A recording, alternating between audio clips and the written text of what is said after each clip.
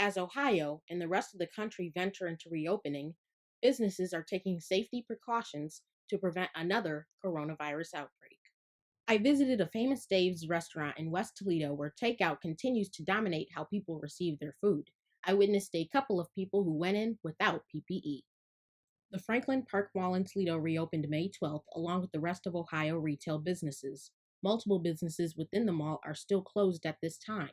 Some of the best practices the mall has implemented, including physical distancing, where the mall closed some drinking fountains, removed benches, and added stickers on the floor to keep people apart.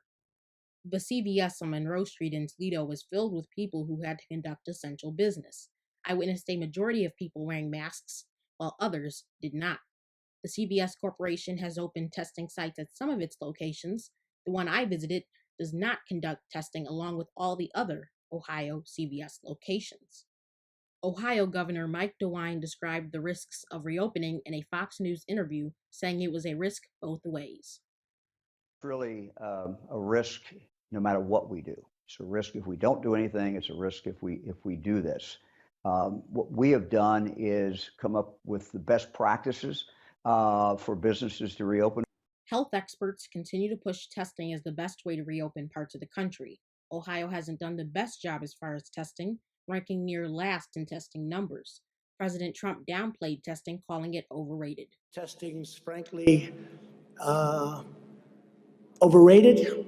Maybe it is overrated, but whatever they start yelling, we want more, we want more. You know, they always say we want more, because they don't want to give you credit. Then we do more and they say we want more. But we have the greatest testing in the world. And don't forget, we have more cases than anybody in the world. But why? Because we do more testing. When you test, you have a case. When you test, you find something is wrong with people. If we didn't do any testing, we would have very few cases. They don't want to write that. It's common sense. Let's not forget about the 2020 election. Some elections have been postponed, but now there's a dispute about mail-in voting. President Trump claims that Michigan gave out illegal mail-in ballots to state residents. Not related to the flood. Can you just assure people? Well, we're helping Michigan with their flood, and we have the people to do it. Well, what about the funding, though? You said federal funding for the mail-in voting. We don't want them to do mail-in ballots because it's going to lead to total election fraud. So we don't want them to do mail-in ballots.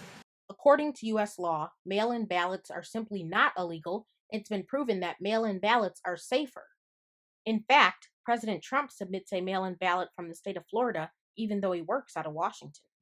We don't want anyone to do mail-in ballots. Now, if somebody has to mail it in because they're sick, or, by the way, because they live in the White House and they have to vote in Florida and they won't be in Florida.